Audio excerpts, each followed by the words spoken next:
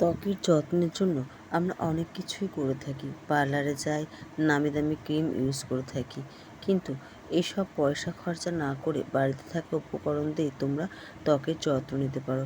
আজকে সেরকমই একটি প্যাক তোমাদেরকে দেখাবো, যেটা ইউজ করে ত্বকের দাগ ছোপ দূর হয়ে যাবে, ত্বকটা সুন্দর হয়ে উঠবে।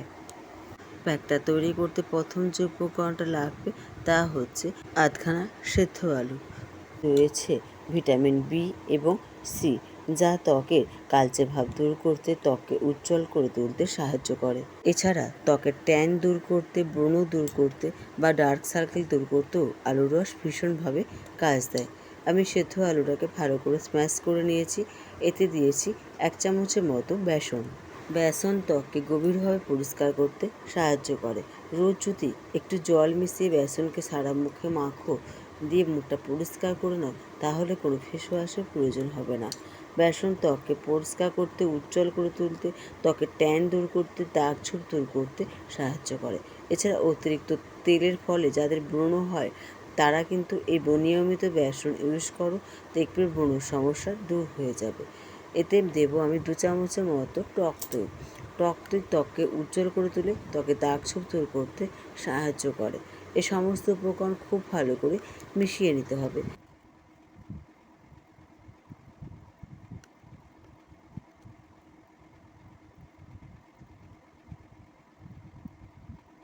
প্যাকটা লাগাবার আগে অবশ্যই মুখটা পরিষ্কার করে নেবে। এর জন্য আমি নর্মাল টক দই নিয়েছি, নিয়ে শুধু মুখে লাগিয়ে মুখটা পরিষ্কার করে নিচ্ছি।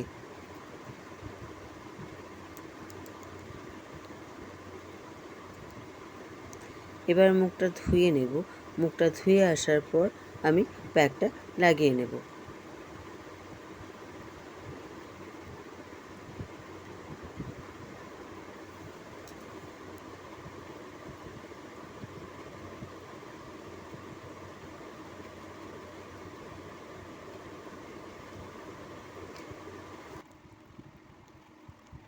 15 মিনিট রেখেছিলাম। তারপর দেখো চামচের সাহায্যে তুলে তোমার দেখিয়ে দিচ্ছে মুখটা কতটা আমার পরিষ্কার এসছে।